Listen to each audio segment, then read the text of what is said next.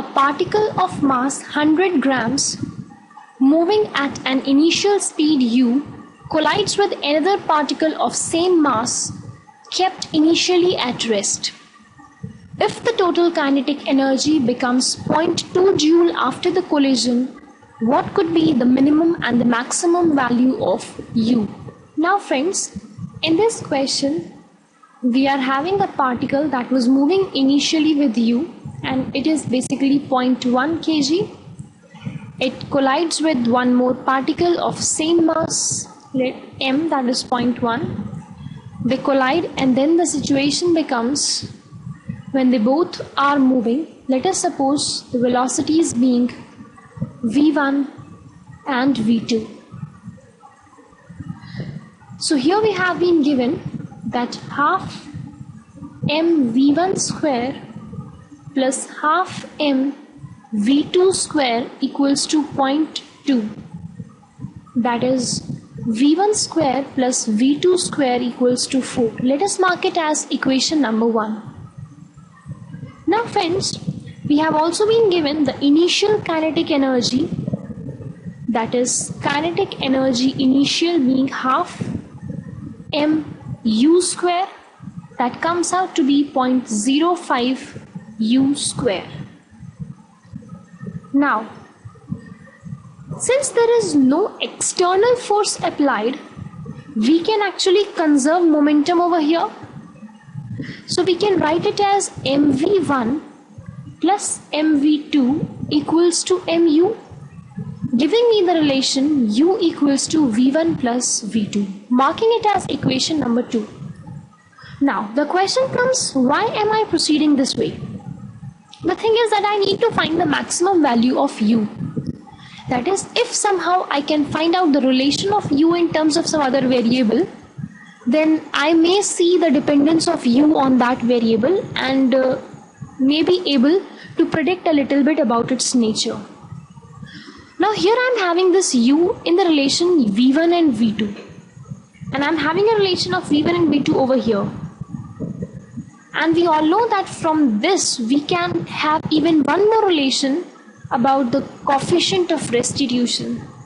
We all know that E here will be v2 minus v1, that is velocity of separation upon velocity of approach.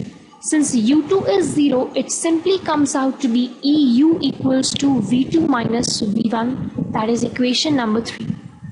Now friends, we are having the two equation in two variables v1 and v2, the equation 2 and 3. We will be solving the equation for v1 and v2. Now we will be having v1 and v2 in terms of u and e only. Now we will put these values of v1 and v2 from here into the equation number 1 so that we can have a relation only in u and e. And then we will look the dependence of u on e to get the maximum and the minimum values. So let us proceed that way. You will add up this v1 and v1 will cancel out, and then you will solve for v1 and v2. So v1 comes out to be u by 2 into 1 minus e, while v2 comes out to be u by 2 into 1 plus e. Now we can put these values of v1 and v2 into equation number 1, the relation u square by 2 into 1 plus e square equals to 4, that is u square equals to 8 upon 1 plus e square. Now friends, this is the relation of u, that is the dependence of u on e.